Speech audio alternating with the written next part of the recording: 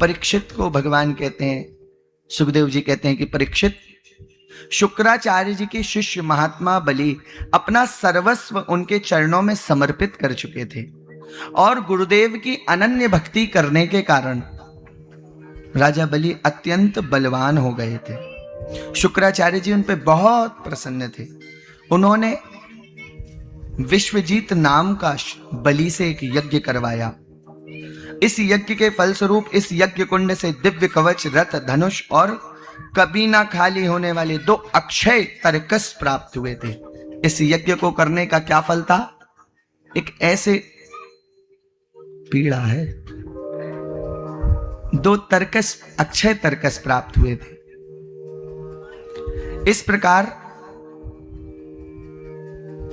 उनके दादा प्रहलाद ने उन्हें एक ऐसी माला दी थी जिसके कभी फूल कुमलाते नहीं थे।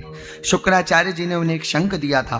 उन्होंने यह सब लेकर के इंद्रपुरी अमरावती पर चढ़ाई कर दी और विश्व विजयी हो गए। तब राजा बलि को कोई पराजित नहीं कर पाया। तब भृगुवंशियों ने उनसे 100 अश्वमेध यज्ञ कराए। उन यज्ञों के प्रभाव से बलि की कीर्ति अब 10 दिशाओं पे फैल रही थी। देवताओं के स्वर्ग से भाग जाने से देव माता अदिति को बड़ा दुख हुआ। कश्यप मुनि ने एक दिन उनसे उनके दुख का कारण पूछा कि कल्याणी, तुम इतनी दुखी क्यों हो? अदिति ने उत्तर दिया कि भगवान, आप तो जानते हैं कि दिति के पुत्र देवताओं को कष्ट देने वाले हैं। अब पुत्र घर से बाहर है तो मां कैसे प्रसन्न होगी? देखो, पिता 1, पत्नी 2, पर संतानों में भिन्नता कैसे? दिति से जितने पुत्र हुए सब दैत्य और अदिति से जितने हुए सब देव। कैसे?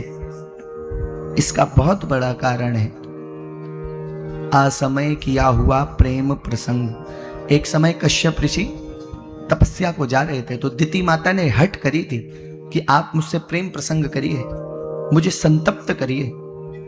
कश्यप ऋषि ने उन्हें संतृप्त तो किया परंतु श्राप दे दिया था कि देवी, मैं तपस्या को जा रहा था और तुमने मेरी तपस्या को भंग किया है, इसलिए मैं तुम्हें श्राप देता हूं। तुम्हें संतति तो होगी पर जो भी होगी वह सब दैत्य प्रवृत्ति की होगी।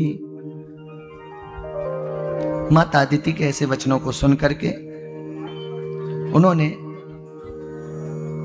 निवेदन किया कि भगवान, आप विचार करिए, हमारे कल्याण का कोई उपाय कीजिए जिससे मेरे पुत्रों को ऐश्वर्य और सुख पुनः प्राप्त हो जाए। माता अदिति के इस प्रकार निवेदन करने पर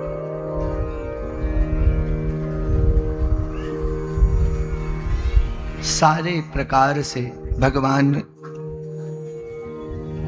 के अनन्य भक्त कश्यप ऋषि ने उपदेश देना प्रारंभ किया। अदिति के प्रार्थना करने पर कश्यप मुनि कुछ विस्मित से होकर के बोले कि भगवान की माया भी कैसी प्रबल है। यह सारा जगत स्नेह की डोर से बंधा है। यहाँ किसी का कोई पति, पुत्र और संबंधी नहीं है, फिर भी एक दूसरे से सबको मोह है। अनेक प्रकार से कश्यप मुनि ने उपदेश दिए। अदिति ने बड़ी शुचिता और श्रद्धा से भगवान की आराधना की। अदिति की उस उपासना अनन्य आराधना से प्रसन्न होकर के स्वयं भगवान नारायण प्रकट हुए। गदगद कंठ करके भगवान की उपासना करते हुए उनकी स्तुति की कि भगवान, आपके चरण कमलों का आश्रय लेकर के संत लोग भी अब भव सागर से तपते हैं। मेरी एक कामना है कि मेरे पुत्रों का कल्याण हो। देखो, पुत्र के कल्याण के लिए मां तपस्या कर रही है। जो आपकी शरण में आए उसके पर सारी विपत्तियां दूर होती हैं। ऐसा कह करके खूब आराधना करी। भगवान ने अदिति को ढांढस बताया कि हे देव माता अदिति, तुम्हारी चिरकाल की अभिलाषा मैं जानता हूं। दैत्यों ने तुम्हारे पुत्र की सारी संपत्ति को छीन लिया है। तुम चाहती हो युद्ध में तुम्हारे पुत्र असुरों को जीत करके विजय लक्ष्मी प्राप्त करें। ठीक ऐसा ही होगा। तो मैं तुम्हारी आराधना से प्रसन्न हूं, इसलिए मैं तुम्हारे घर, तुम्हारे गर्भ से तुम्हारा पुत्र होकर के तुम्हारी भय त्रस्त संतान की रक्षा करूंगा। कुछ समय के बाद माता अदिति के गर्भ से स्वयं भगवान नारायण ने अवतार धारण किया। भगवान पुरुषोत्तम के इस अवतार को देख करके अदिति के आश्चर्य और आनंद का ठिकाना ना रहा। भगवान ने